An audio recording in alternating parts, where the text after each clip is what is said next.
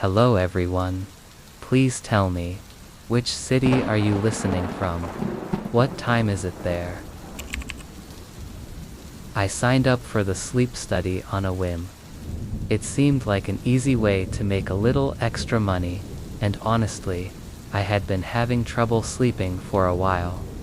I figured, why not? The email said they needed participants, and it would only take a few nights. They promised it would be non-invasive, just monitoring my sleep patterns and brain activity. Simple enough, right?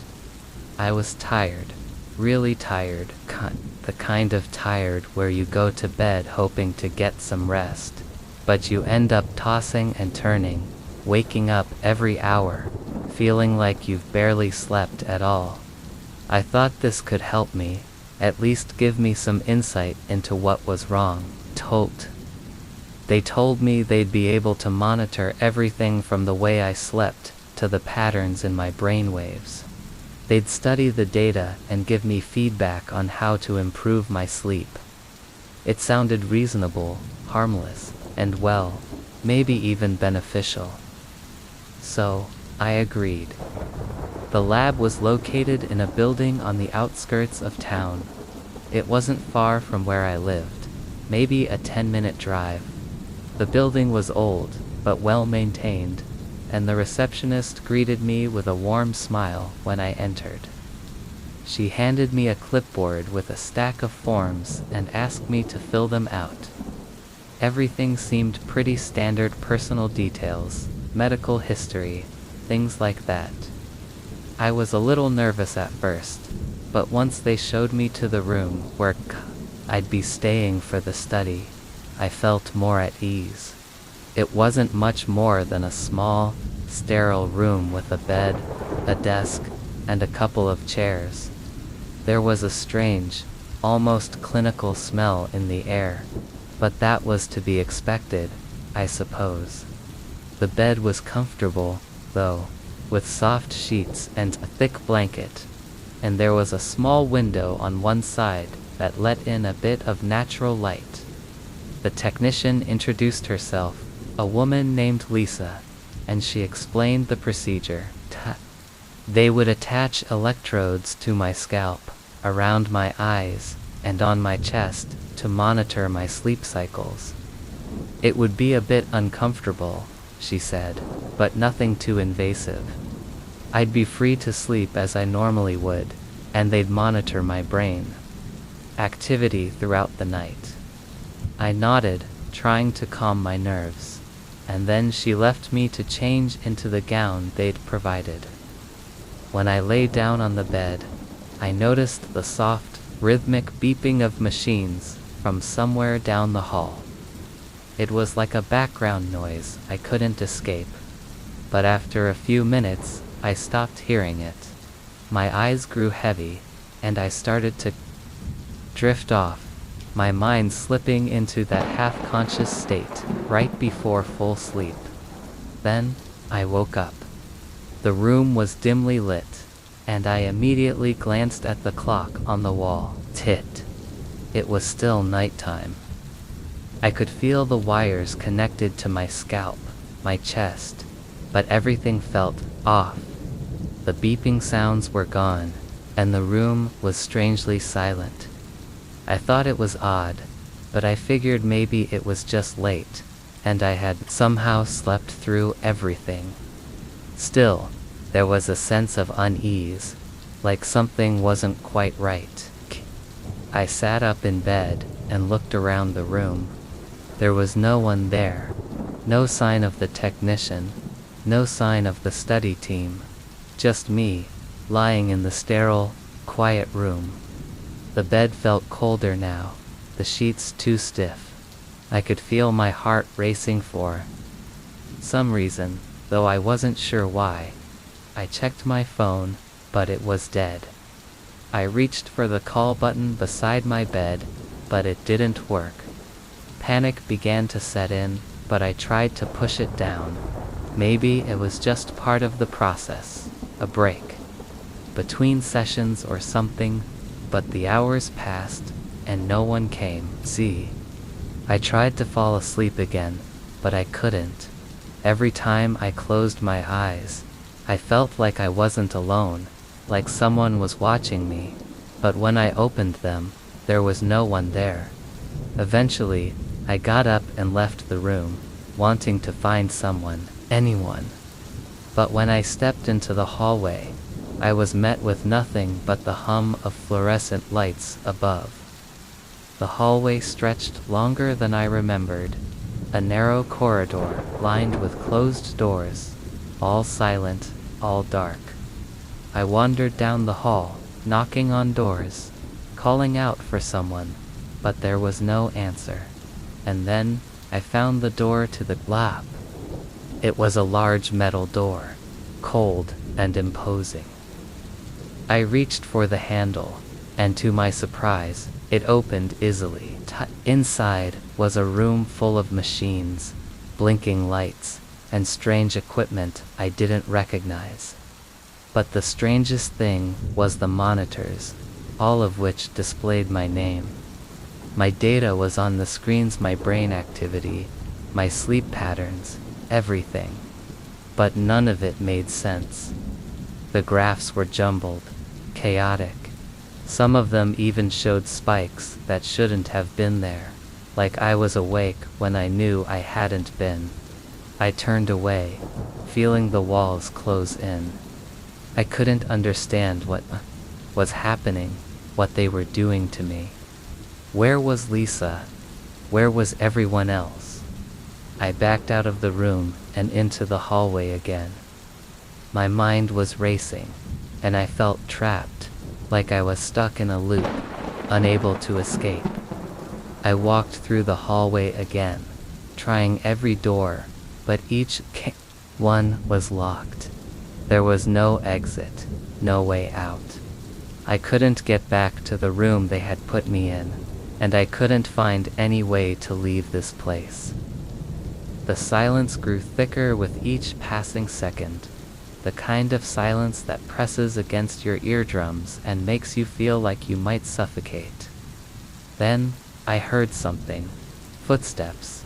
Someone was coming down the hall. My heart leaped in my chest, and I rushed toward the sound. But when I rounded the corner, there was no one there, just the empty hallway, stretching out in front of me.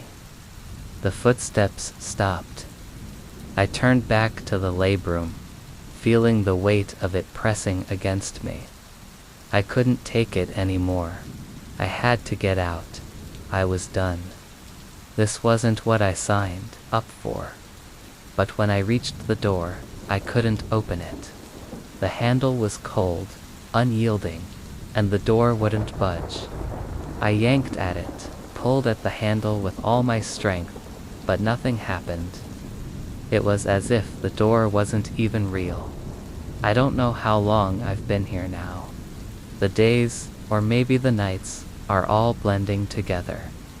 I've been walking the hallways for what feels like forever, looking for someone, anyone but two. There's no one to be found. The walls are the same. The lights flicker, and the silence is suffocating. I've come to realize something terrible. I never left the lab. Not really. I'm still here, stuck in this place where nothing makes sense, trapped deeper than I ever imagined. And no matter how many times I close my eyes, I can't escape it. I can't escape them. It began on an ordinary Tuesday, or at least, it felt ordinary at the time. I was in my apartment, alone as usual, when I received the call. My sister, Amelia, had been sick for a while, a mysterious illness that had left her fatigued and weak. But nothing too alarming at first. I'd taken care of her for months now, running errands and helping her with daily tasks as she tried to manage. But that morning, the call was different. My mother's voice trembled as she explained that Amelia had suddenly slipped into a deep sleep one that lasted hours longer than expected. At first, we thought it was just exhaustion, that her body was finally giving in to the relentless strain of her condition. We'd tried everything, the doctors, the medication, the various home remedies, but this was different. There were no signs of distress, no fever or signs of infection, just a sleep that seemed unnatural, almost too deep. It had been 2 days. When I rushed over to my mother's house to see if I could help, Amelia looked peaceful, too peaceful. Her face was calm, her breathing steady, but she hadn't stirred. The clock on the wall ticked, and the world outside carried on with its usual rhythm. But in that room, everything felt suspended. Days passed. I stayed by her side, checking on her regularly, hoping she would wake up. But she didn't. At first, the doctors were baffled, telling us that sometimes the body just shuts down to recover. But after a few more days, even they began to grow concerned. Amelia's body was still functioning, her heart beating, her breathing regular, but she wasn't waking up. The 7th day was the hardest. I sat beside her, my hand on hers, trying to stay calm, but the longer she remained in this strange, uninterrupted sleep, the more the air in the room seemed to thicken. The house felt too quiet, almost stifling. Even the rain outside, which usually brought some comfort, felt oppressive, like the sky was holding its breath. And then, on the 13th day, something changed. I was sitting in the same chair beside bed, my eyes heavy with exhaustion. The clock on the wall had become a constant companion, its ticks seeming louder and more deliberate with each passing minute. I had been dozing in and out, struggling to stay awake, when I heard her voice. At first, it was soft, so soft that I wasn't sure if I'd heard it at all. I blinked and leaned closer, my heart racing. There it was again, a faint murmur coming from Amelia's lips. But it wasn't her usual voice. It sounded distorted, like someone was speaking through water, muffled and unclear. Tits. I leaned in, trying to hear, trying to make sense of the words, but they were jumbled, nonsensical. Then, she spoke again, and this time, it was clearer.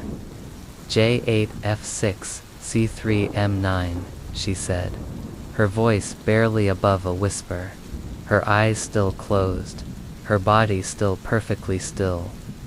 I recoiled, startled. The strange sequence of letters and numbers didn't make sense. I knew my sister. I knew how she spoke, and this wasn't her.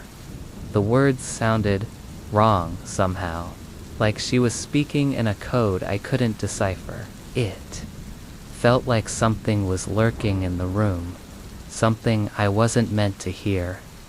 I sat there for a long time, my mind racing. Was she dreaming? Had her mind somehow created these strange sequences as part of the deep sleep? But no, this wasn't dream. She was still in that same state, still unresponsive, still not awake. I thought maybe I was imagining it, maybe I was too tired. But then she spoke again, and this time, her voice was more distinct, as if she was speaking directly to me. 7K3P1B2, she murmured, the numbers and letters echoing in the stillness of the room. I stared at her, frozen in place. I don't know how long I sat there, trying to process what had just happened. It felt like a heavy weight had settled over me, something unexplainable that I couldn't shake off. The room felt colder, and the faint hum of the house seemed to grow louder, more intrusive. The rain outside had stopped, and the silence was overwhelming. I tried to wake my mother, tried to explain what had just happened, but when I went to the hallway I found her standing in the kitchen, staring at something, her expression blank. Kit was like she wasn't even there, as if she had forgotten where she was. I waved my hand in front of her face, and she blinked, as though coming out of a daze. "Mom?" I asked, my voice trembling. She turned to me slowly, her eyes vacant, as if seeing me for the first time. She spoke, she said, her voice distant, detached. She spoke in code. I looked at her, unsure of what to make of this, unsure of what was happening in that house. My mother had been there all this time, yet her reaction was so strange, so distant. She hadn't heard what I had heard. She hadn't felt the same weight in the air, the same unsettling presence that lingered in the room. That night, Amelia spoke again, the words still a jumble of letters and numbers. Every time she spoke, I felt myself sinking deeper into something I couldn't understand. The voices, the codes, the feeling of being watched, everything was too much. It wasn't just the sleep that had changed her. It was something else, something darker. Something had gotten inside her, and I couldn't figure out how to stop it. By the 15th day, we had called in specialists, neurologists, sleep researchers, even paranormal investigators, anyone who might explain what was happening, but no one could provide any answers. Amelia's brain scans were perfectly normal. There was no sign of any neurological disorder, yet she continued to speak in those strange codes. The numbers and letters flowed from her lips as though they were a part of her now, as though they had always been there. The worst part, I started noticing something. The codes weren't random. Over time, I realized they were patterns I began to recognize. They weren't just strings of characters. They were telling a story that was unfolding day by day. The codes spoke of events I hadn't lived yet. They spoke of places I hadn't been, people I hadn't met. They spoke of things that were yet to come, things I didn't understand, but that seemed to know me. I could see the future in her words, and I was terrified of what was coming next. One day, as I sat beside her, trying to make sense of it all, she spoke again, this time with a clarity that chilled me to my core. "You will leave this house, and it will not be the same." I didn't know what it meant, but I couldn't shake the feeling that it was a warning, a prophecy of some sort. It felt like a trap, like something was pulling me deeper into this mystery, something I couldn't escape. And now, as I sit here, watching her sleep, I can't help but wonder, is this still a sleep study? Or am I the one being studied now? Am I stuck in this nightmare, trapped in a place where the future is being spoken into existence, one code at a time? The codes keep coming, and with each one, I feel myself getting closer to an answer I'm too afraid to find. I never thought something like this could happen to me. It sounds like something out of a story, a nightmare that you wake up from, confused, but you know it's not real. But this time, I can't shake it. I'm not sure if I'm still in that nightmare, or if I'm just stuck in the middle of it, unable to escape. It all began with what seemed like a routine checkup. Just a simple appointment, a quick visit to the doctor's office to get a few tests done, nothing major. I'd been feeling off for weeks, a constant, nagging fatigue that I couldn't shake, no matter how much sleep I got. It wasn't like me.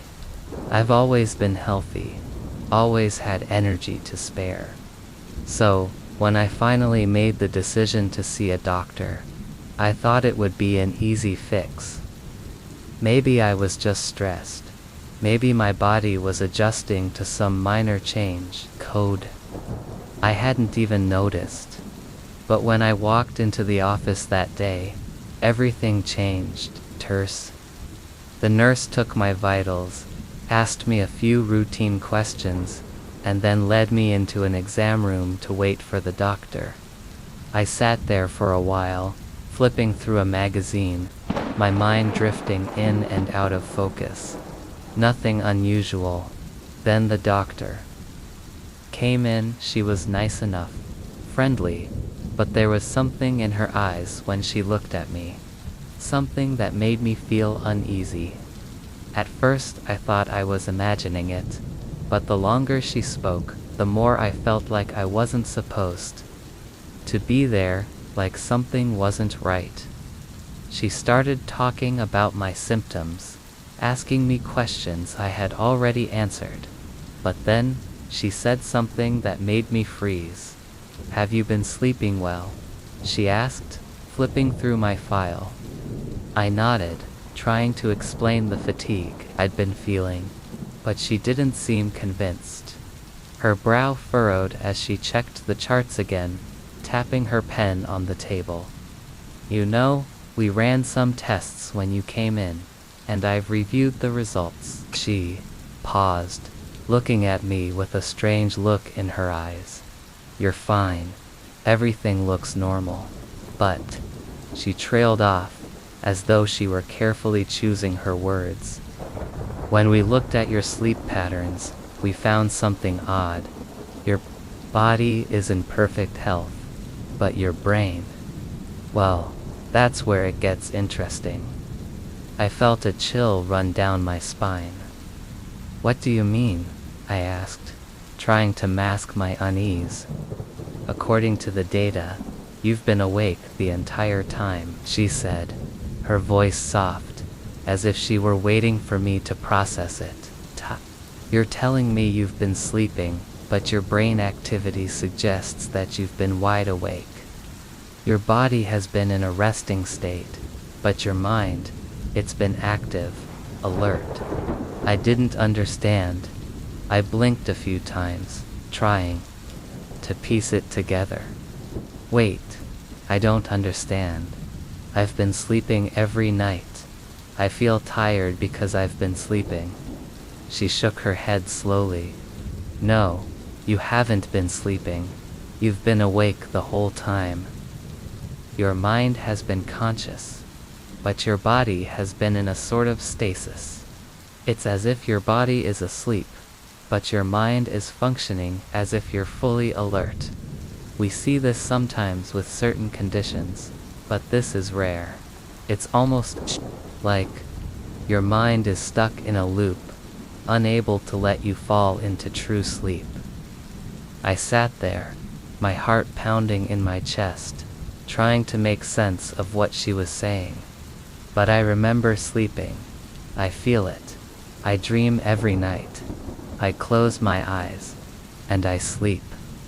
I wake up tired because I've been sleeping. The doctor looked at me with that same unsettling gaze. "You remember sleeping, but your brain doesn't show any sign of it. You're awake. Your body is fooling you into thinking you're resting, but your mind never truly enters sleep. It's a kind of paralysis, I suppose. A mental one," I felt. The room spun around me. This couldn't be real. I remembered the weight of sleep pressing down on me, the feeling of drifting off, of losing myself in dreams. How could she say I hadn't been sleeping? How could I have been awake for so long without knowing it? But if I've been awake this whole time, I asked, my voice trembling, then how did I dream? How did I feel the sleep? "I can't be awake the whole time," can I?" She sighed, rubbing her temples. "That's the most disturbing part of this, actually. Your brain is generating the experience of sleep. It's producing dreams, sensations, everything you would expect from sleep, but you haven't actually been asleep. Your body has been lying still, but your mind has been functioning, processing like you're awake." I felt my stomach churn. The idea of my mind being awake while my body lay motionless, it made me nauseous, but I didn't want to believe it. I couldn't. Over the next few days, I couldn't shake the feeling of being caught in a twisted version of reality. I tried to sleep, hoping it was just some misunderstanding, some glitch in the tests. But every time I closed my eyes, it felt wrong. My mind would drift, but it felt like I was outside of it, watching myself from a distance. The moments before sleep, when I'd feel myself drifting off, became distorted. I'd wake up suddenly, gasping for air, only to realize that no time had passed at all. I hadn't fallen asleep, not really. I tried everything: meditation, sleep aids, relaxation exercises, but nothing helped. I would lie there for hours, my body in a restless state, trying to sleep, and yet my mind was awake, always awake. It was like being trapped in a waking dream. The world around me was distorted, like I wasn't a part of it. I could see everything, but I couldn't participate. My thoughts raced, my body felt detached, and I felt like I was spiraling into something I couldn't escape. One night, I decided to test it. I closed my eyes, told myself to fall asleep, and focused on the sensations of drowsiness. As I drifted, I felt it again, the sensation of sleep pressing in, but I couldn't relax into it. I felt a part of me stay alert, stay aware, as though I was watching myself fall asleep from outside my body. I counted the minutes, and as I counted, I realized something chilling. I wasn't drifting at all. I was still wide awake, my mind sharp, my thoughts clear. The next morning, I went back to the doctor, desperate for answers. I wanted her to tell me this was all just a mistake, that my mind wasn't trapped, that I wasn't awake when I should be sleeping. But when I walked into her office, she didn't greet me with the same calm demeanor. She seemed worried. Her face was tight, her hands clasped together on the desk. "We've run more tests," she said quietly, glancing at the papers in front of her. "And there's something strange happening in your brain, your mind. It's not just awake. It's active in ways we can't explain. You're aware, but you're not processing things as you should." My pulse quickened. "What does that mean?" "It means your brain is stuck. It's caught somewhere between waking and sleeping. And whatever is keeping you in this state, it's deeper than we thought." I sat there, my mind reeling. "What do you mean? What's happening to me?" She didn't answer right away. She looked at me like she was choosing her words carefully. "You're not just awake. You're trapped in your own mind, and I'm afraid that you might not be able to get out." I didn't know what to say. I could feel the panic rising in my chest again, but I was too afraid to ask the question I needed to. The one that had been clawing at my insides ever since I'd woken up that first time. If I'm not sleeping, then where am I? And the worst part, the thing that terrified me more than anything else, the more I tried to sleep, the more the feeling grew. I wasn't just awake anymore. I was somewhere else, somewhere I couldn't leave, somewhere my body wasn't a part of.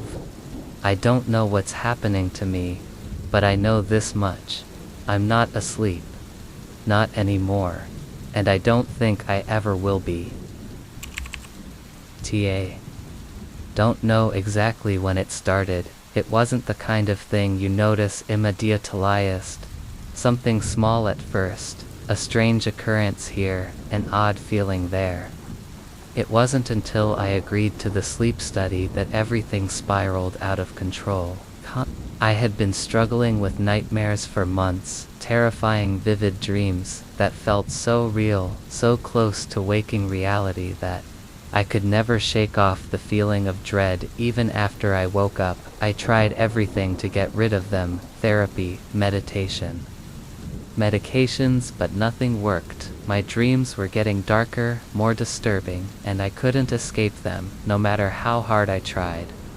That's when my doctor recommended the sleep study. It seemed like a simple solution, just a few nights hooked up to some equipment to track my brainwaves while I slept. It was supposed to help to figure out what was causing my nightmares and maybe even help me get rid of them once and for all. It sounded reasonable. I agreed. They asked me to come to a research facility on the outskirts of town, a place known for its sleep studies. It was an old, sterile building tucked away behind tall fences and overgrown hedges. The interior was dimly lit with hallways that seemed to stretch on forever. I was led to a small windowless room where a technician, a woman named Alice, attached a network of electrodes to my scalp and chest. There were wires everywhere, tangled and hanging from the ceiling, like a strange spider's web. They made it sound simple and wear the equipment overnight, and they would record my brain activity. Don't worry, Alice said, adjusting the electrodes on my temples. This will just monitor your sleep patterns, but will also be recording your dreams. It's for a special project we're working on, recording my dreams. I had no idea how that would work, but I didn't question her. I was already exhausted from the constant nightmares, and the thought of getting some answers was all I needed to agree to the study. That night, I lay in bed in the small, sterile room. The hum of machines filled the silence, but there was a strange comfort in the rhythm of the sounds.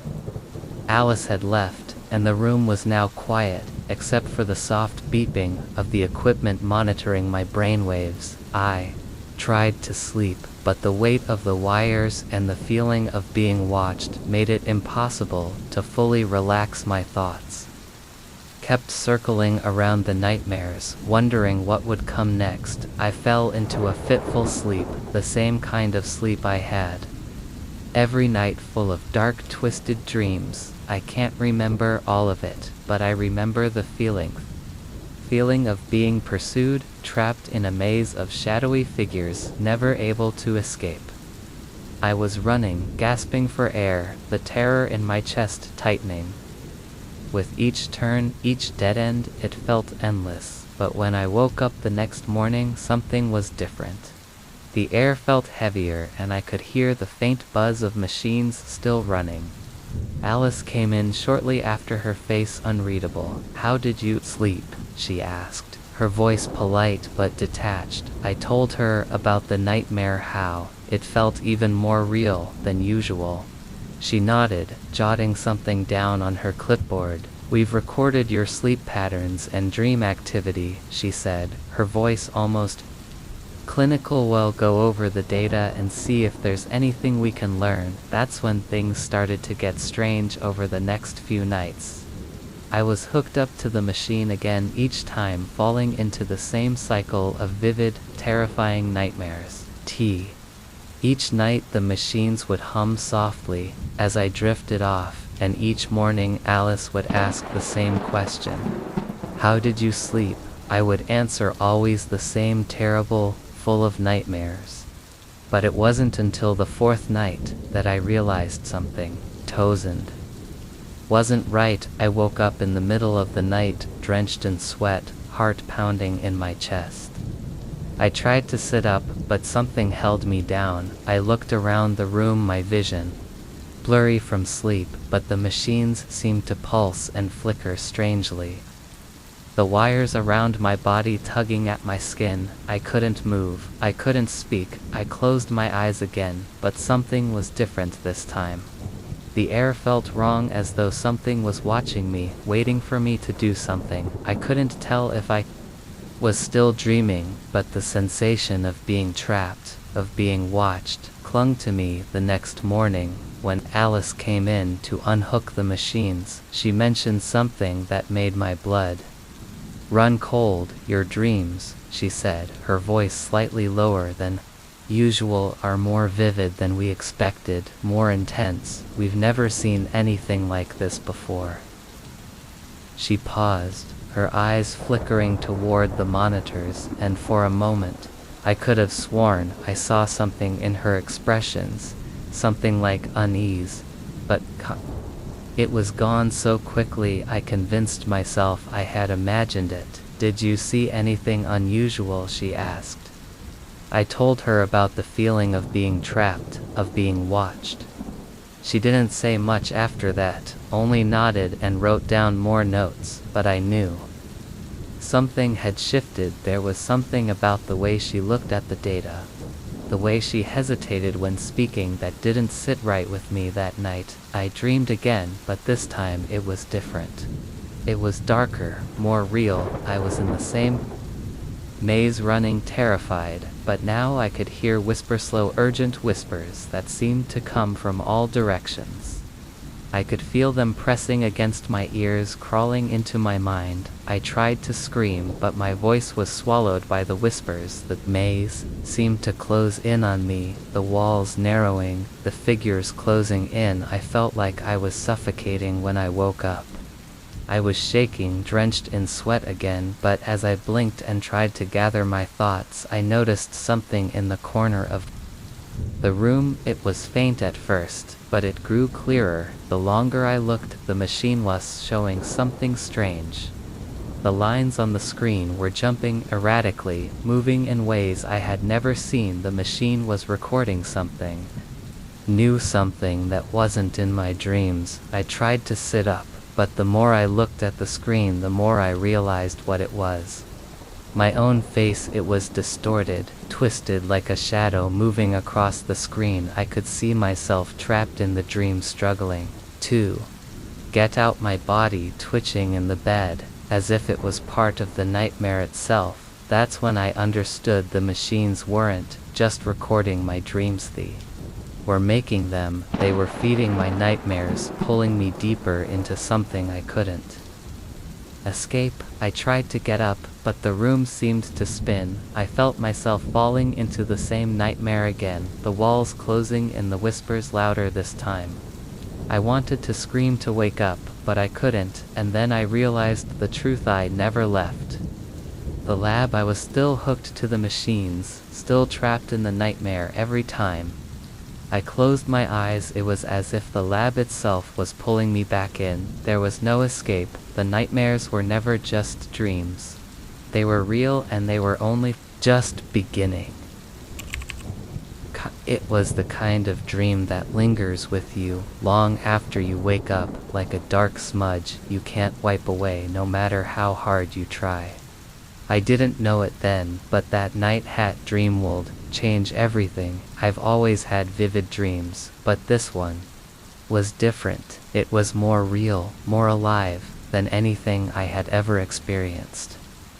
I remember the feeling the most, feeling of being connected to someone. I was standing in a room. I didn't recognize the walls, a deep shade of gray, the floor cold beneath my bare feet. I could hear the sound of breathing, slow and steady, but it wasn't mine. There was someone else in the room with me, but when I looked around, there was no one there. Then, without warning, a voice spoke, soft at first, but insistent. You're sin. Not alone. The words seemed to echo in my head, the sound vibrating in my skull, like the voice wasn't just speaking to me, but through me. I woke up in a cold sweat, my heart racing. For a moment, I thought Edie imagined it all. I hadn't even been particularly tired when I went to bed, but the dream was so vivid, so real, that I couldn't shake it. I tried to dismiss it as just another strange night, but the feeling stayed with me throughout the day, like something was watching me, following me. Even though I was alone the next night, it happened again. This time, the dream wasn't just a whisper. I was back in that same room, the same cold floor beneath me, but now there was someone else standing beside me. They didn't speak. Not at first. I could feel them, though, like their presence was pulling me in, and when I turned to look at them, I saw their eyes. They weren't human. They were darker, deeper, as if something was staring into my soul. I tried to speak, but no words came out. It wasn't fear that held me silent, though it was something else, something I couldn't explain. The figure moved closer, and without any warning, they reached out, touching my shoulder. That touch sent a shiver down my spine, and suddenly, everything shifted. I wasn't in my own body anymore. I was inside. The room around me changed, the walls shifting, closing in on me. I could feel their thoughts, their memories, like they were mine. I could hear their voice in my head, a foreign language that felt like it belonged to me, but I was still me. I knew who I was, but I also knew I was someone else too. I could feel the weight of their body, the way their muscles moved, the way their heart beat, and then I woke up. It was just a dream, or so I thought. But the next morning, when I looked at myself in the mirror, something was wrong. My reflection seemed off. My face was the same, my eyes the same, but the way I looked at myself was different, as if I was seeing myself for the first time. I couldn't explain it, but I felt like I wasn't me anymore. I had the same body, the same mind, but there was something else lingering behind my eyes, something alien. It was as if the dream had somehow followed me into the waking world. The figure from my dream, the one who had touched my shoulder, seemed so real now. Every time I closed my eyes, I could feel them there, just behind me, watching, waiting. The dreams kept coming, each one more vivid than the last. I wasn't just dreaming of being in that room anymore. I could feel their presence. When I was awake too, I could hear their voice in my mind, speaking in that strange foreign language. I started seeing things. Two shadows flickering in the corners of my vision, strange shapes moving just out of sight, and then one night the voice spoke to me again, but this time it wasn't just a whisper, it was a command: "You will never leave." The words were crystal clear, and they echoed in my mind, as though they were my own. My heart raced, my breath caught in my throat. I didn't understand what was happening, but then I felt it, like a pull, something drawing me closer to them. It was as if I belonged to them now that my body wasn't mine anymore. That strange feeling of being someone else grew stronger, and I couldn't fight it. I spent the next few days in a haze, trying to hold on to myself, trying to push away the feeling of not being alone in my own body. I could still feel them, their thoughts and memories swirling in my mind. I couldn't tell where I ended and they began anymore. I had started to see things at first, glimpses of their world, their past, flickering through my own memories. Like a television that wouldn't quite turn off, I started noticing small changes in my reflection. My eyes looked different now, darker, deeper. My expression too was more distant, more detached. I could feel the shift, the way my body didn't feel entirely like mine. I wasn't just me anymore. I was someone else, to someone who had no name, no past, no life of their own. And every time I looked into the mirror, I could see their face staring back at me. It wasn't me anymore. It was them. And then one night, the dream took a different turn. I wasn't in the same room anymore. I wasn't standing there feeling their touch. I wasn't even dreaming anymore. I was fully awakened, yet everything around me felt foreign. The walls around me were no longer the ones I knew. The room, the air, the space itself felt alien, like I had been transported somewhere else, and there, standing beside me, was them, but this time, they weren't just in my head. They were there physically in the room.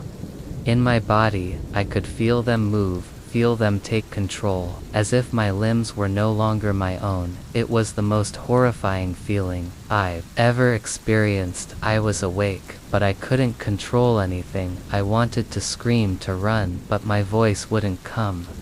My body, my hands were no longer mine. They had taken over, and I was trapped. I could feel them moving within me, their thoughts slipping into mine, until I couldn't tell who I was anymore. It felt like they had become me, like we were one.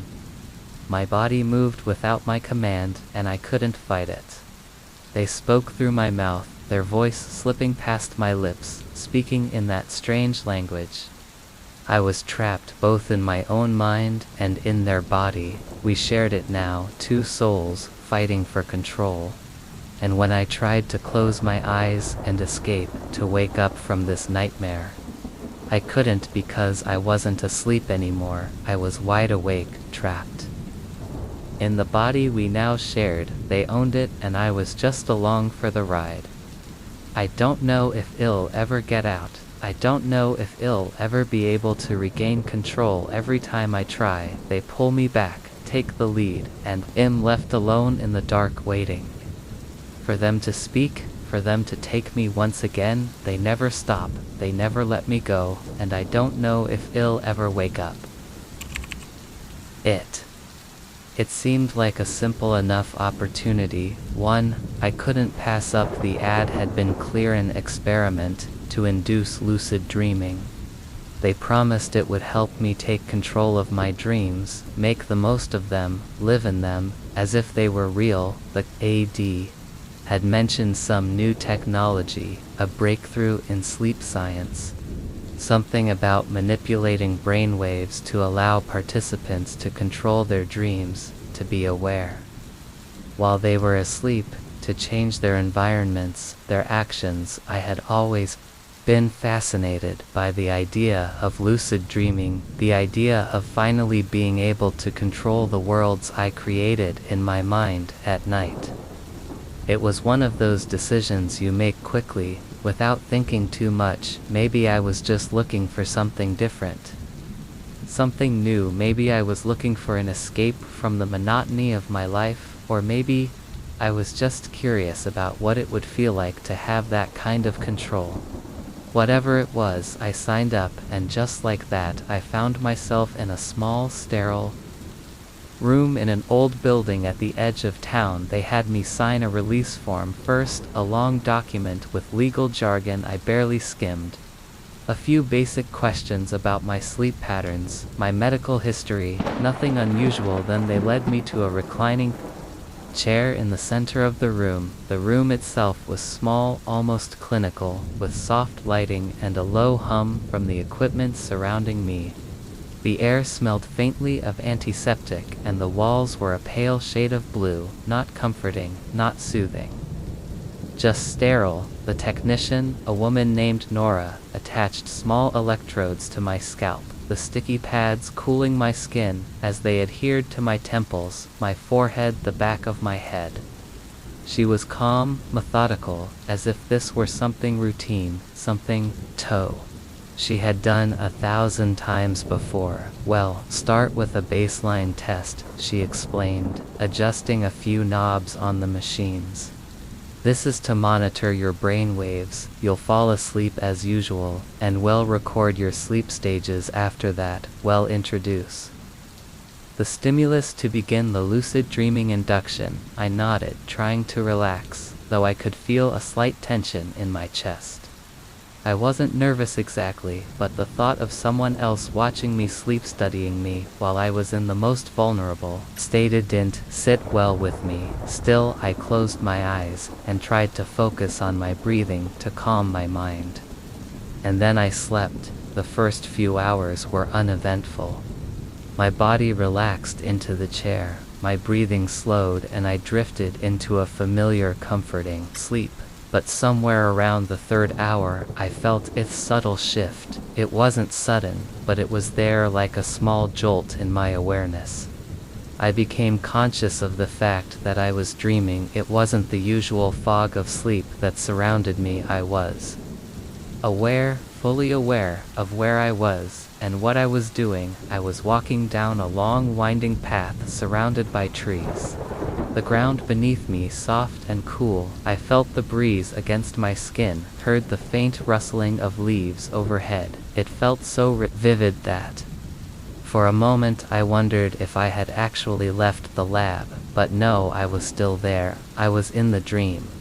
And I knew it. I had always wanted to experience lucid dreaming, to be in control of my dreams, to shape the world around me, so I did what anyone would do. I began to walk with purpose, testing my control over the environment. I wanted to see what I could change. The trees bent and twisted as I passed, their branches swaying in response to my thoughts. The sky shifted colors, blending into new, fantastical hues. It was exhilarating. I could do anything. The power was intoxicating, but then as I looked down, I saw something strange.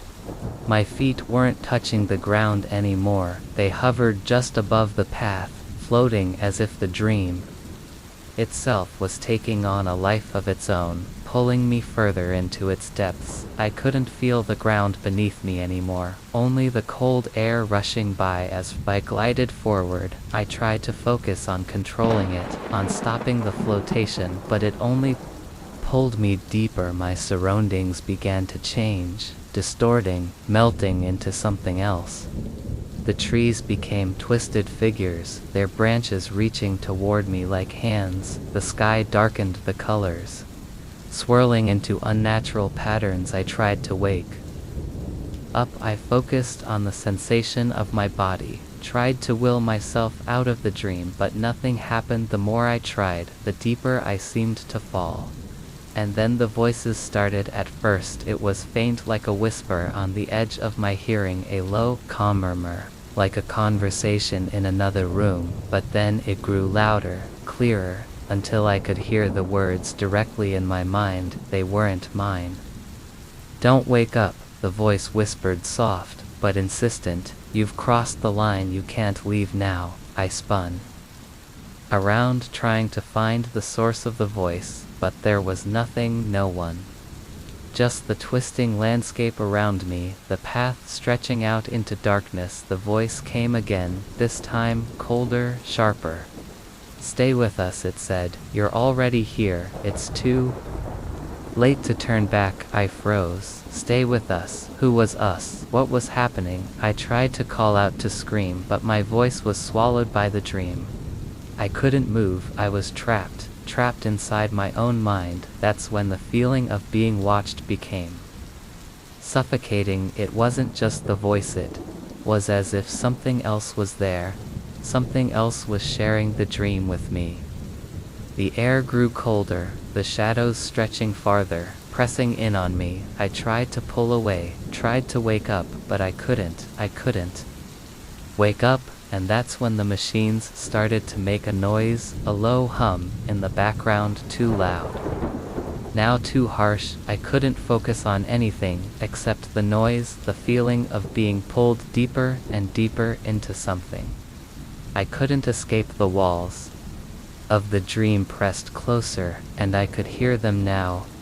Their voices, other whispers, all speaking at once. They were all inside my head. And then I woke up, I thought.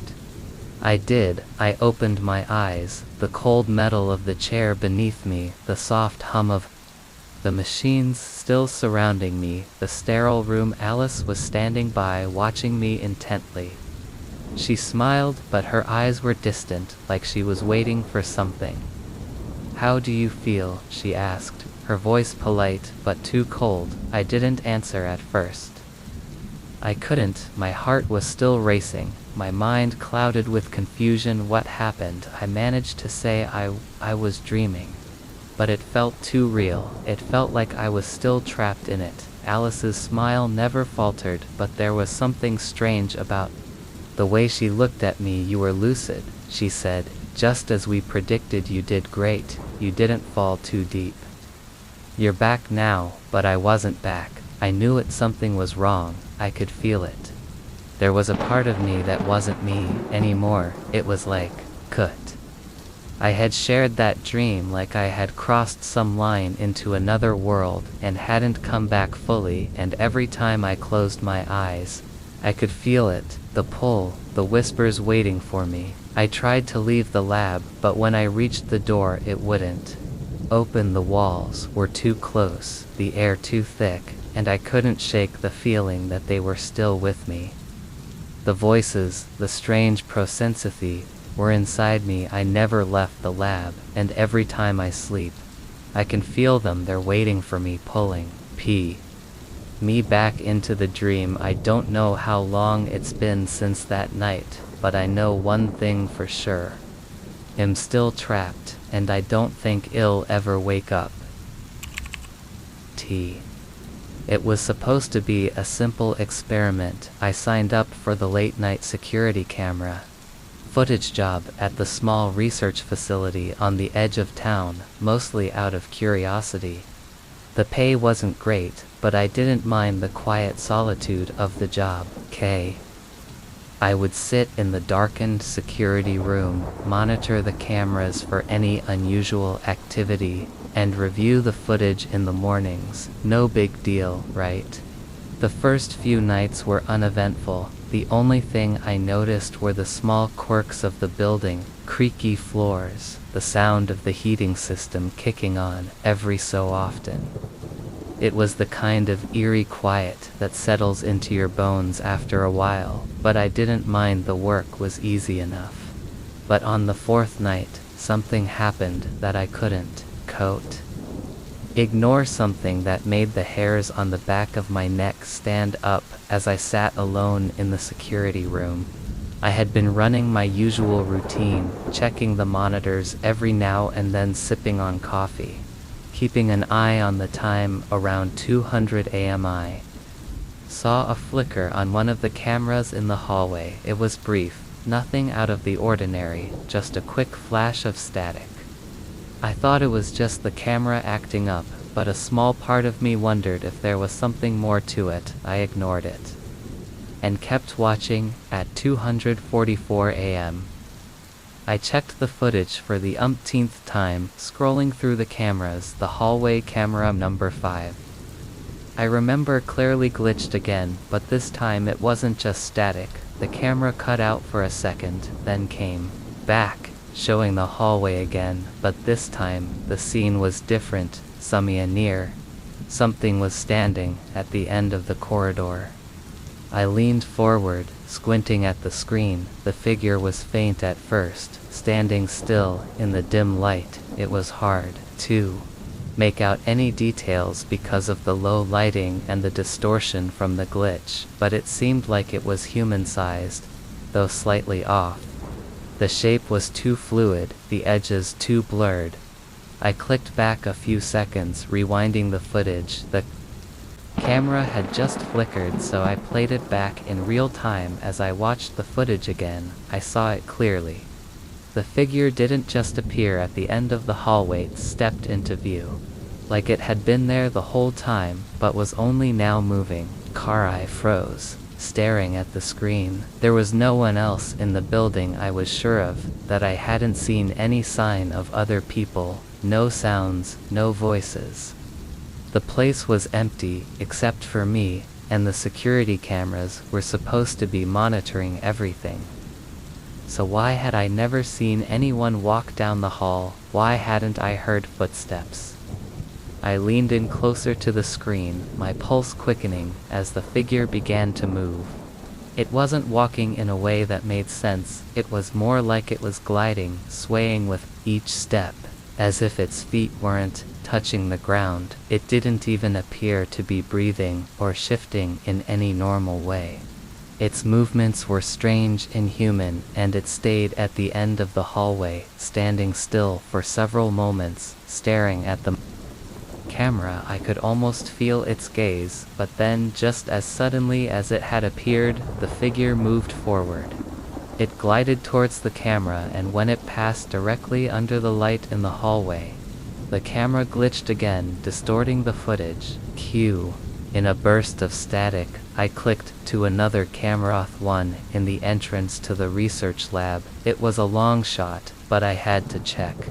The timestamp read 2:44 a.m., exactly the same time. That's when I saw it. The same figure, no closer, was in the entryway of the lab directly beneath the camera. It was like it had crossed the building in the blink of an eye.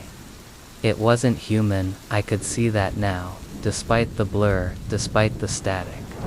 Its proportions were wrong, its limbs too long, its body too narrow. It was like watching something that had been altered, something that didn't belong in the world I knew. Its head was angled unnaturally, and there was no distinct facial feature.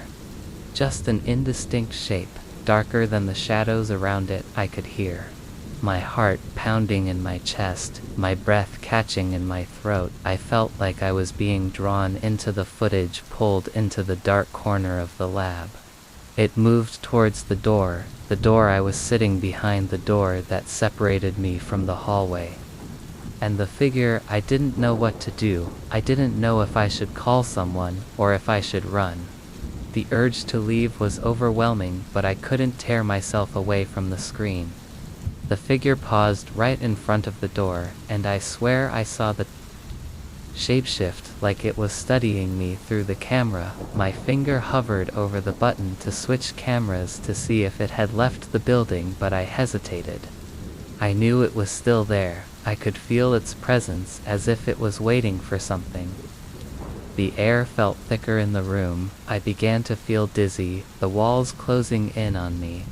The hum of the machines around me, the whir of the fans became distorted, like the room was suddenly vibrating. And then it happened. The figure moved closer to the camera, and for one brief moment, the camera glitched again, the static blurring the frame, but this time, when the screen cleared, the figure was gone.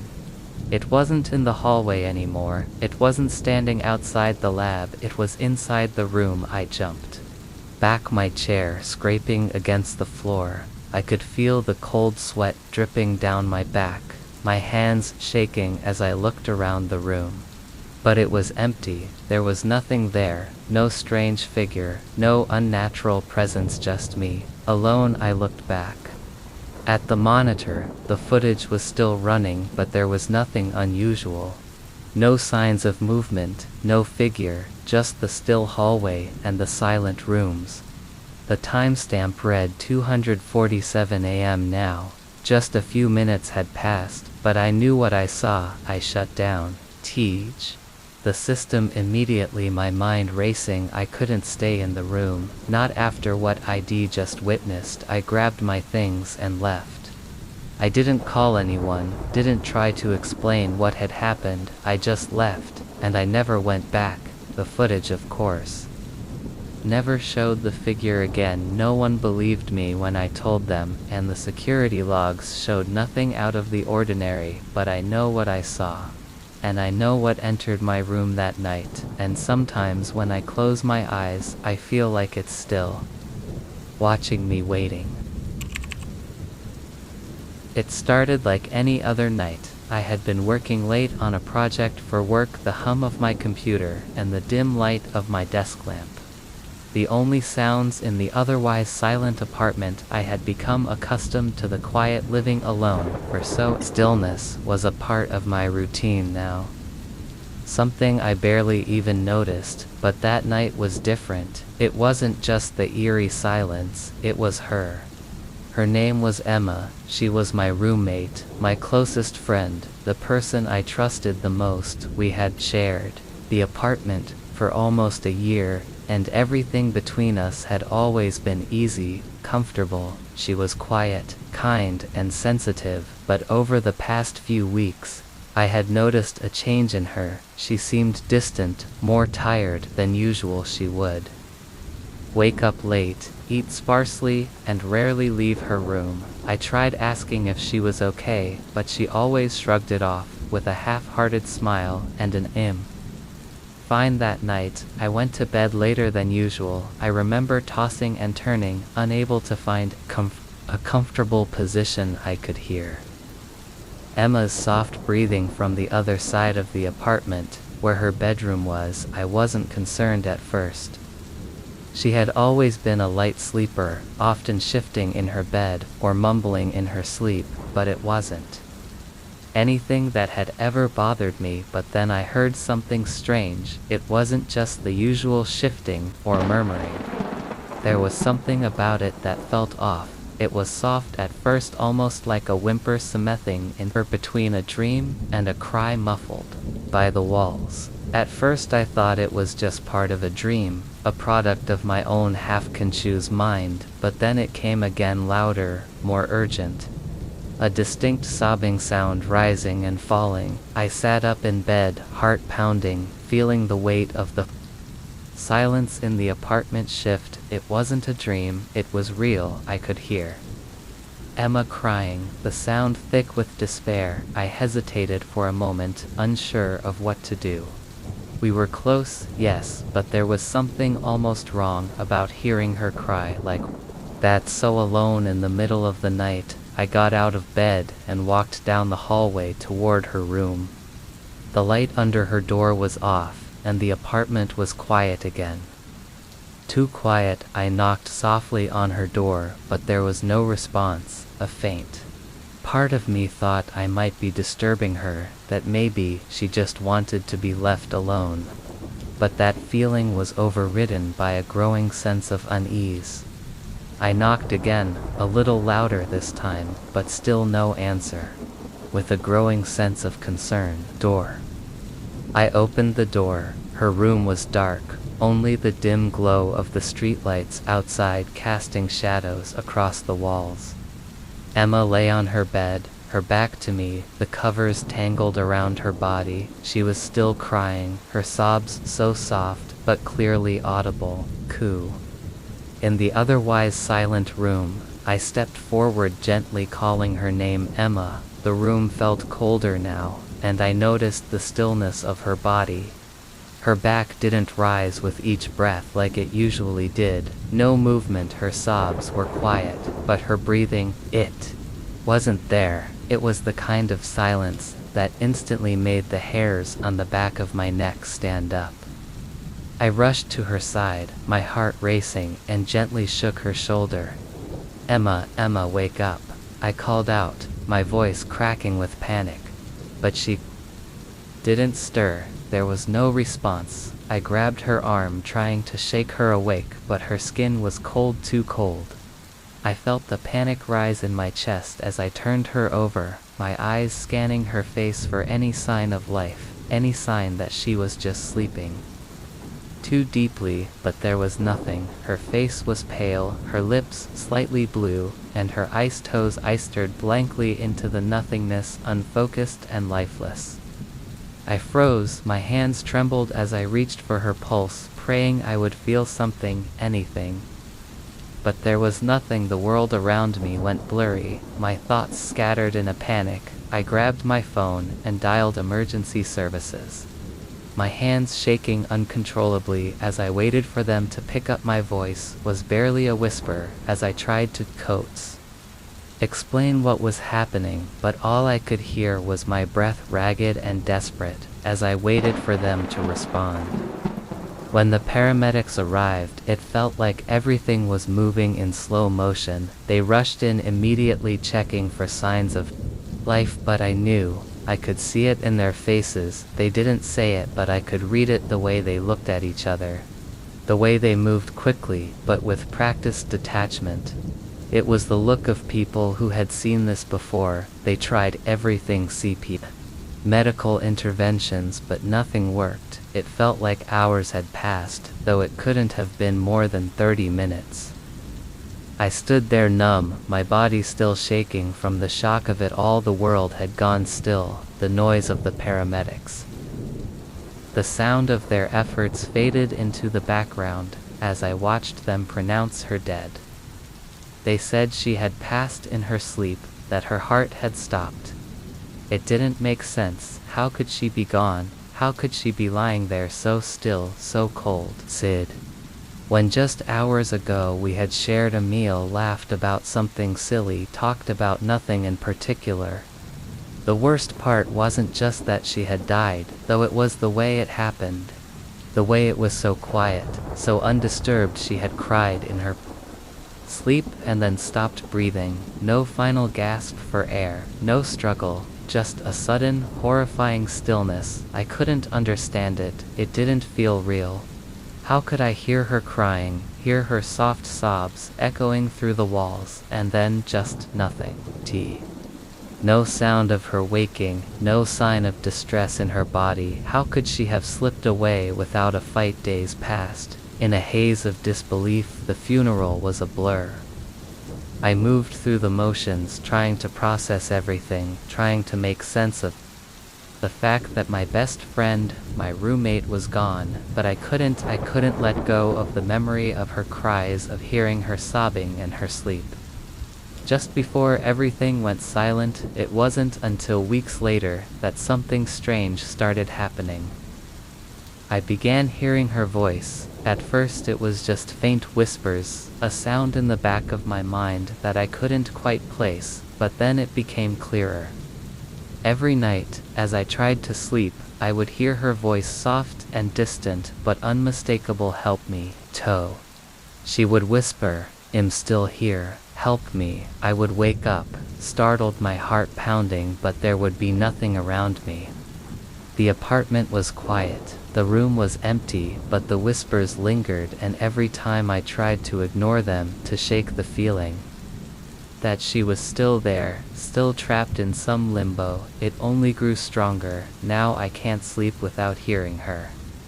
Every time I close my eyes, I hear her voice. It's no longer just whispers, it's more desperate now, more urgent, and no matter how many times I wake up, I know she's still calling, still trapped. The doctor said it was just grief, that I was hearing things, that it was my mind playing tricks. But I know what I heard, I know what I felt, and I don't think she's gone, I think she's still here.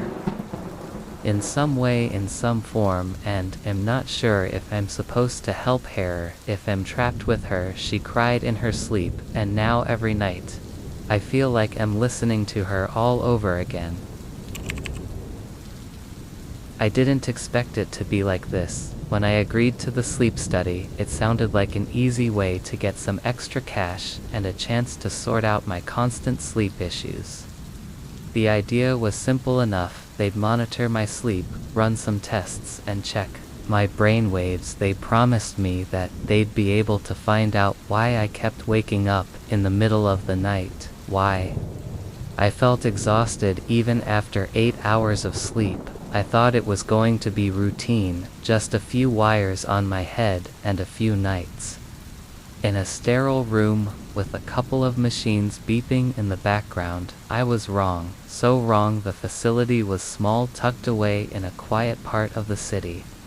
It didn't look like much from the outside, just a modest building with plain white walls and a simple sign that said Sleep Study Research Center. I figured it was just another of those nondescript clinics that no one pays attention to, the kind that quietly does its work without fanfare. I didn't think anything of it when they led me to a small room outfitted with a bed, a chair, and all the usual equipment for a sleep test. The technician who set me up was friendly enough. Her name was Lisa, and she explained everything in detail. She was professional, calm, and reassuring as she attached the electrodes to my scalp, neck, and chest. I asked her if the test would tell me anything more than I already knew. "It'll give us a better idea of what's going on in your brain while you sleep," she explained. "Sometimes it's not just about how long you sleep, but the quality. You might be drifting into deep sleep, and then waking up, or you might not be hitting REM sleep at all. I nodded, half listening, as I settled onto the bed, the electrodes stuck to my skin. It was a bit uncomfortable, but not unbearable. I closed my eyes, trying to relax. I don't remember when I fell asleep. The next thing I knew, I was waking up. At least I thought I was waking up. The room was still dark, and everything seemed normal, but when I glanced over at the monitor next to my bed, I saw that the lines on the screen were flatlined. I sat up, my heart pounding. A sense of panic crept into my chest as I stared at the monitor, the flat, empty lines staring back at me.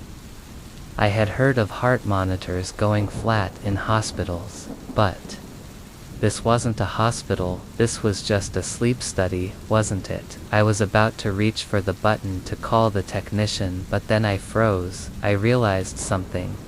I wasn't feeling what I thought I should be feeling. I didn't feel dead. I didn't feel anything other than confused and unsettled. I should have felt cold or numb or something, but I didn't.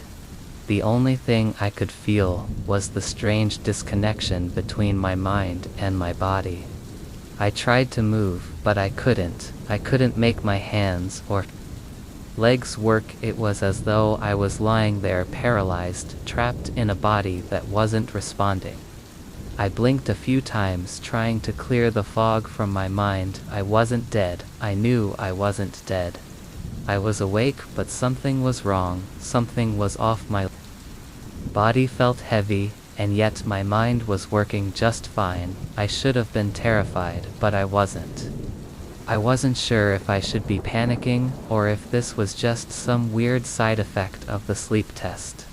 But the flatline wasn't a mistake. That much I was sure of. I don't know how much time passed, minutes, hours, I couldn't tell. My mind felt clear, but my body remained still, trapped.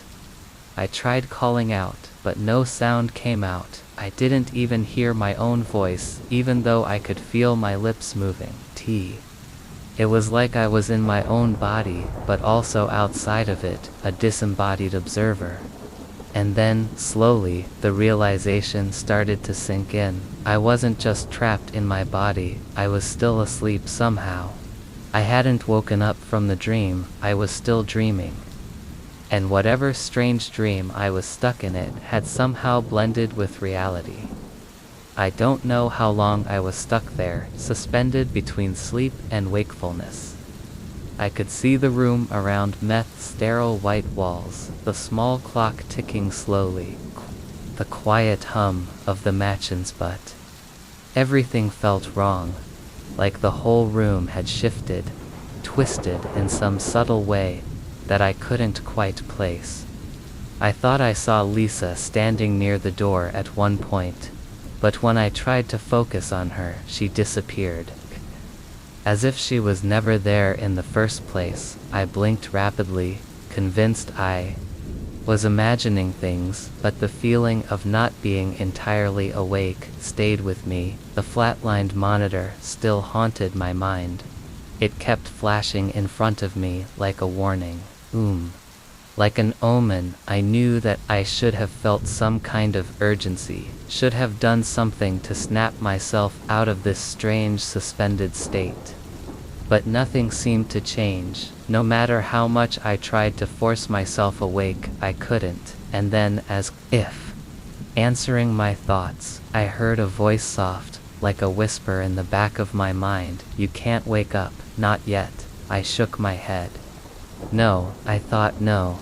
I'm awake, I'm right here, I'm awake. But the voice continued, "You're still asleep, and you're not going to wake up from this, not unless you understand." I didn't understand.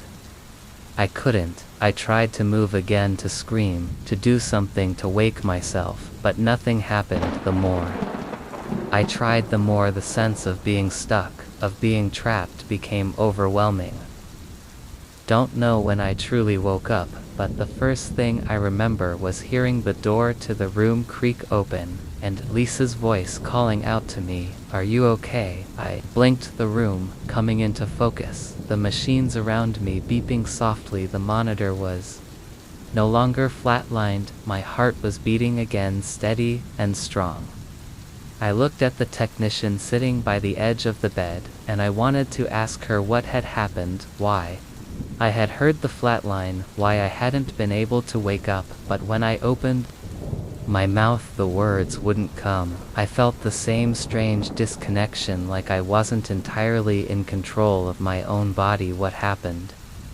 I finally managed to say, my voice hoarse, but I wasn't sure if I had even spoken, or if the words had just appeared.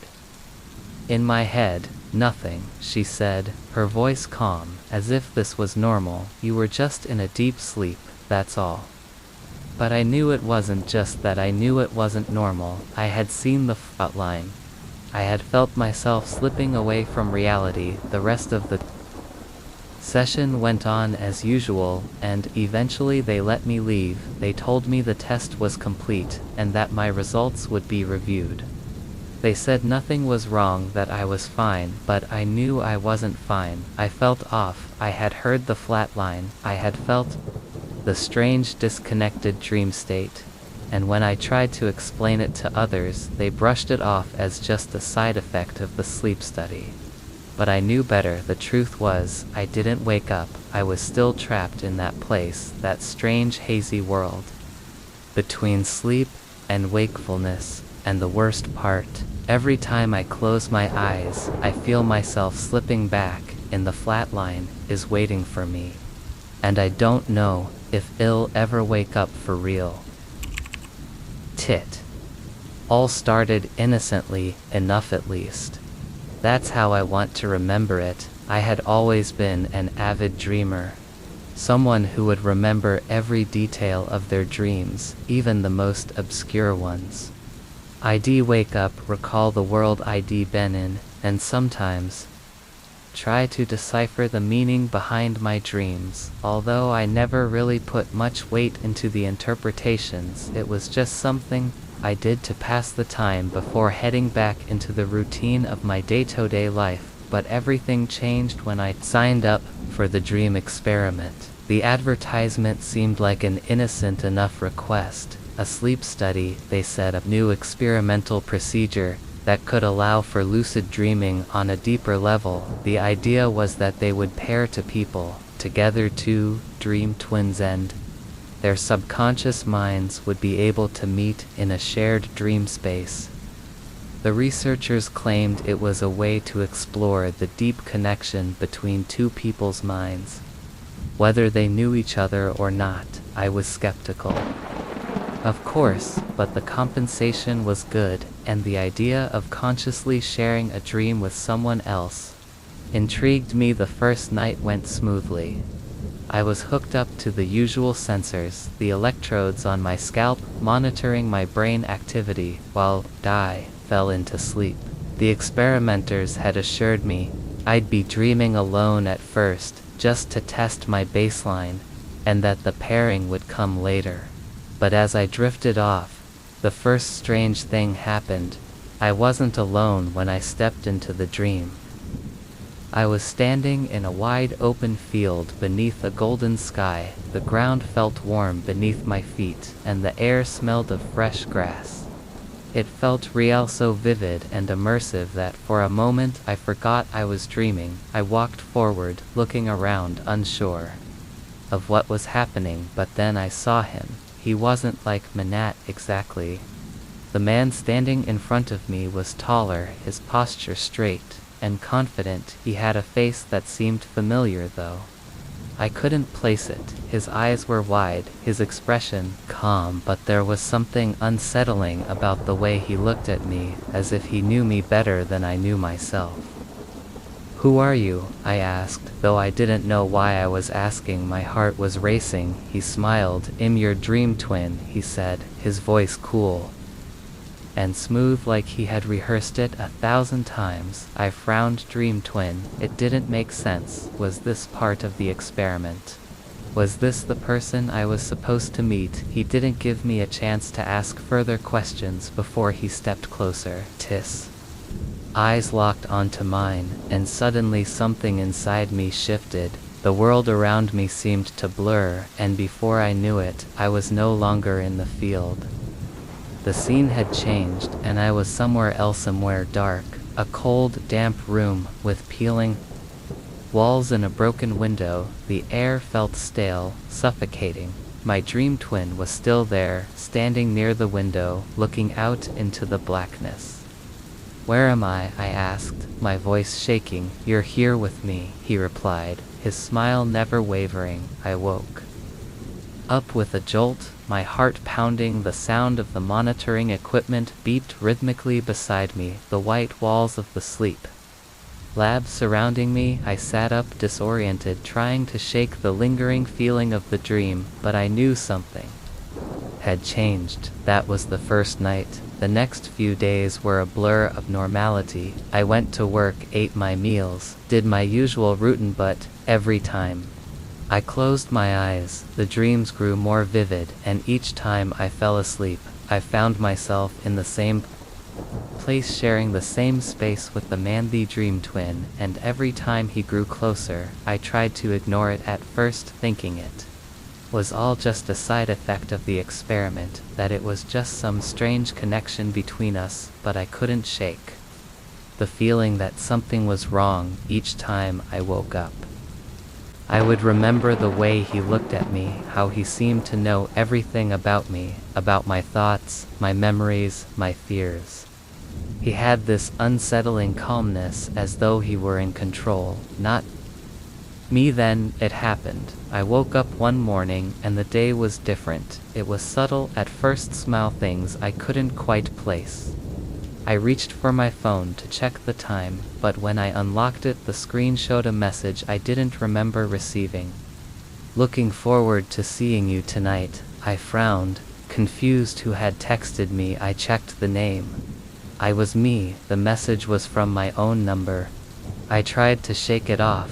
Maybe it was a mistake. Maybe I had sent it without realizing. But that night, when I went to bed, the dream twin was waiting for me, except this time he didn't wait for me to speak.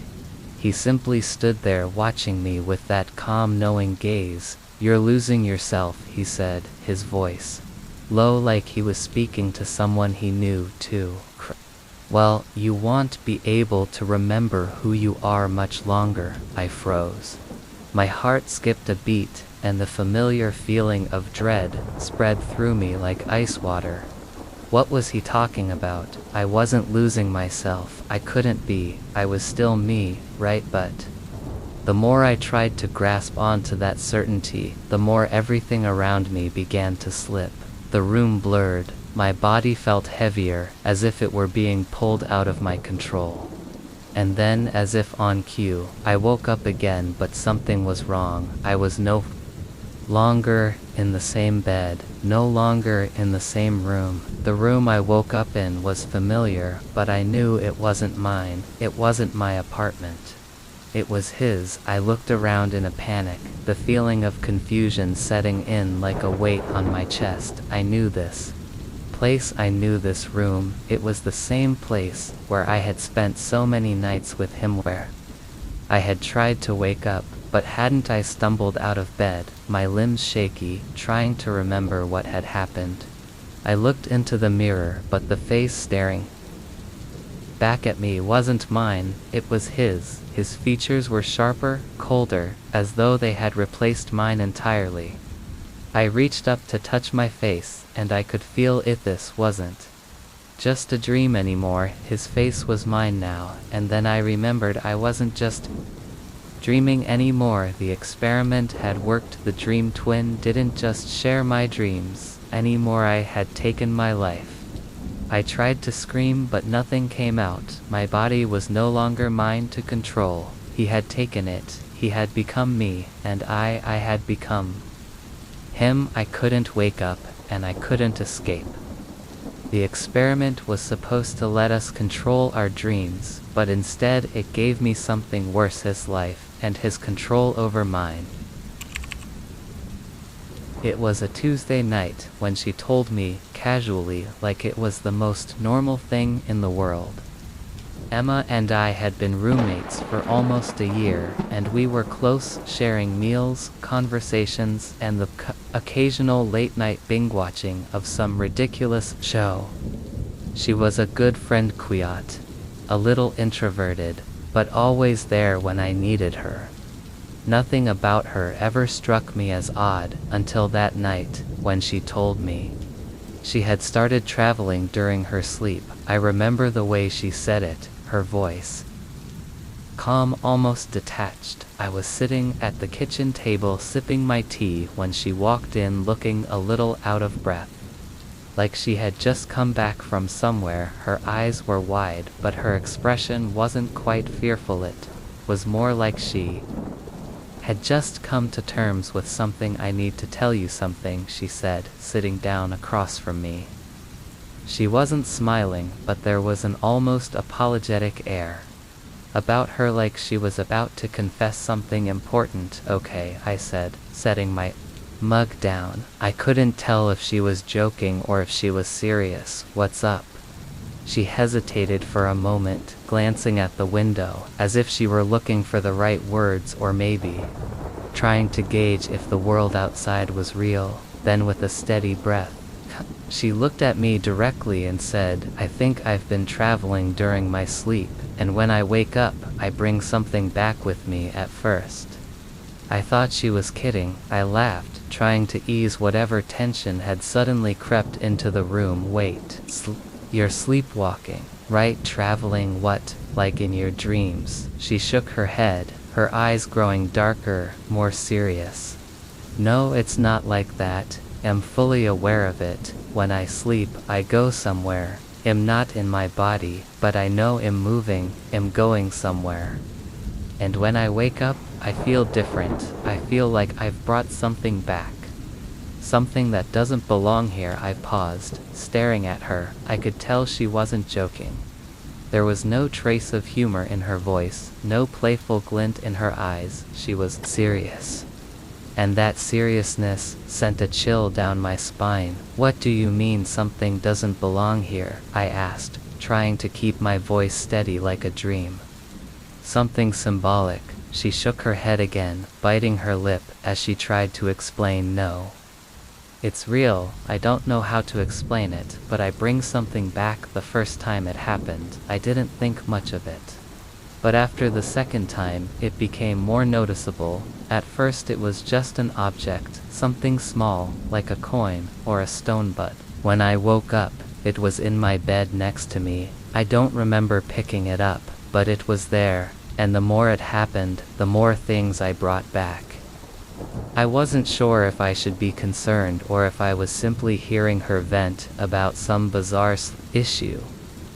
I had heard of lucid dreaming, sleepwalking, even some claims about astral projection, but this felt different. Something about the way she spoke, the weight in her voice, made me question whether she was experiencing something more than just a strange sleep disorder. "Do you know where you're going, or what this is? I mean, it sounds like a dream, right?" I asked, trying to find a logical explanation. She sighed deeply, running a hand through her hair. I don't know where I go, but it feels like I'm somewhere else. The objects I bring back aren't like the ones from here. They're cold, alien, they don't fit in this world. And I'm starting to notice something that's following me." I felt a knot tighten in my stomach.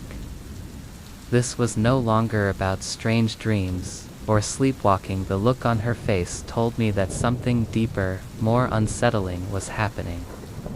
"What do you mean something's following you?" I whispered, not sure if I wanted to hear the answer. Her voice dropped to a near whisper. At first it was subtle. I'd wake up and feel a presence in the room. It would be faint, like a shadow in the corner of my vision, but I'd feel it watching me. But lately it's been getting stronger. It's as if it's getting closer. I don't know if I'm dreaming or if it's real, but I can feel it, like it's attached to me. I tried to rationalize it. She had always been a bit sensitive, a little anxious at times, and maybe she was just feeling paranoid. But deep down something about her words didn't sit right with me. I couldn't help but remember the strange objects she had described, those foreign, unsettling things she had woken up with. Coins and stones, things that weren't from this world, and now she was talking about a presence that followed her. What kind of things are you talking about? I asked, needing more details. Her gaze was distant, as if she was reliving the memories.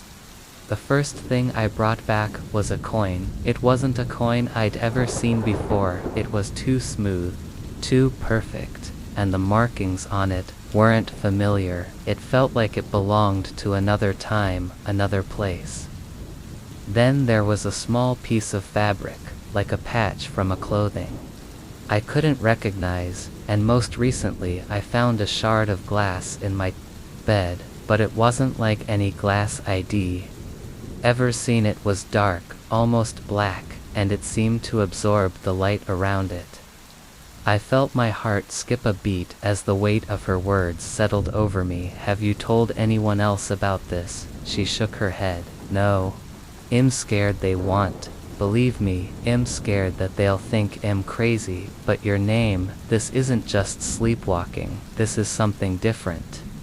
And now I feel like it's inside me. Whatever I'm bringing back, it's changing me. The silence in the room hung thick between us. I didn't know what to say.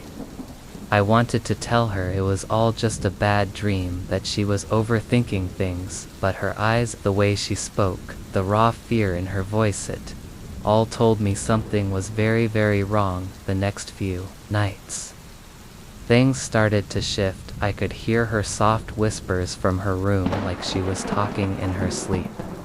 It wasn't just random mumbling, it sounded like words, but they weren't in English. I couldn't make them out, but I was certain they weren't anything I recognized. And then the objects started appearing. One morning, I walked into the living room to find a small jagged rock on the coffee table. I hadn't seen it before. It wasn't like anything I had in the apartment, and I knew for certain that it hadn't been there the night before. I picked it up, studying it, the texture of it strange, the surface too smooth for something that looked so rough. But when I turned it over in my hand, a cold chill shot through me. It wasn't just a rock, it had something carved into it, a symbol I didn't recognize, a shape that sent a shiver down my spine. I turned to Emma, who was standing in the doorway. Her face was pale, and her eyes were wide, like she had seen a ghost. I didn't bring that back, she said, her voice shaking. I swear I didn't. And that's when I realized it wasn't just the objects that were changing. It was her. Something was happening to her. Something else was taking over. That night, I watched her sleep. Her body remained still, but the whispers were louder now. Her words were clarion, a language I didn't know, but this time I understood. She's here, she murmured. We're too close. It's time for her to come through. The air in the room grew thick, the shadows moving in the corners like they had a life of their own, and that's when I saw a figure. Just a glimpse, but enough to make my blood run cold. A shadow at the foot of her bed, reaching toward her. I didn't know what to do, but I knew one thing: whatever had been following her, whatever she had brought back, it was getting stronger, and now it was starting to take over. I didn't sleep that night. I couldn't, and the next morning Emma was different. The fear in her eyes had grown. She was still her, but she was no longer the same. The energy in the room had shifted, and the presence thing she had brought back from her dreams was closer than ever. And as I looked at her, I knew deep down that whatever was happening to her, it wasn't just in her dreams anymore. It was here, and it was taking her. Fun. I never thought something like this could happen to me. I always considered myself a rational person, someone who doesn't fall prey to wild ideas or conspiracy theories. But after what happened during that sleep study, I don't know what to believe anymore. The memories, the pieces of my life feel like they've been chipped away, like I'm missing something vital, something important. I don't know who to trust, Nobukos. I don't even know if I can trust myself. It started when I signed up for the study. I had been struggling with insomnia for a few months, unable to fall into deep sleep. No matter how exhausted I felt, my doctor suggested a sleep study to monitor my brain activity, my sleep cycles, and to see if there was an underlying issue causing my restless nights. At first it sounded routine. I'd spend a few nights hooked up to machines, and they'd be able to diagnose whatever was causing my sleep issues. Easy enough. I arrived at the sleep center late in the afternoon, a small quiet building, tucked away in an unassuming neighborhood. It wasn't a hospital, it was more like a specialized research facility for sleep disorders. The waiting room was sterile, with soft fluorescent lights, casting a dull glow on the beige walls. The receptionist, a woman named Carla, checked me in, and gave me a thick packet of paperwork to sign. She didn't say much, just the usual about consent forms, privacy policies, and what the procedure would involve. Dr. Harris, the sleep study doctor, was warm and professional. She introduced herself with a firm handshake and explained the process in detail. We're going to monitor your brainwaves, heart rate, and other factors as you sleep, she said. It's non-invasive, and the equipment we use is very comfortable. You'll be in a private room, and we'll just track your sleep patterns to figure out what's going wrong. I nodded, reassured. She seemed trustworthy, competent. I had no reason to believe anything unusual would happen. They hooked me up to the machines that attached to my scalp, chest, and arms. Dr. Harris checked everything twice, ensuring the wires were all in place. The lab technician, another woman, named Katie, reassured me that I would be fine, that the hardest part was getting comfortable with all the wires on me, and honestly, it wasn't as bad as I thought it would be. I was a little anxious, yes, but the bed was comfortable, the room quiet, and I eventually drifted off to sleep. But then something happened that I couldn't explain. I woke up hotly. I thought I did. The room was dim, and the machines beside me were beeping softly, but something was wrong. I felt disoriented, groggy, like I hadn't slept at all. The monitor by my bedside was blank, not displaying any data. There was no sound of the machines running, no gentle hum of activity that had been there before. I sat up, my head spinning, and glanced around the room. It was almost as if the space itself had shifted. Things looked just a little off, like a memory you can't quite recall clearly. The walls, the bed, the soft lighting, it all felt familiar, but distant. I called out for someone, anyone, but there was no response. I stumbled to my feet and opened the door, half expecting to find Dr. Harris or Carla in the hallway, maybe checking on me. But when I stepped into the corridor, I found it completely empty. The building was silent, no one was there. The air was still, almost too still, like the life had been sucked out of the place. I wandered through the hall, my mind racing. I started to feel a sense of unease, like I was trapped in a dream, but I didn't know how to wake up.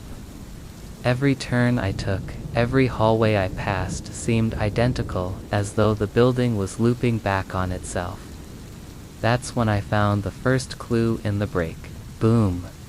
There was a note taped to the wall, yellowed and crumpled. It was a note from Dr. Harris to Carla. I could barely make out the words, but the ones I could read made my stomach drop. Don't let them see. The experiment is running deeper than we thought. Tips.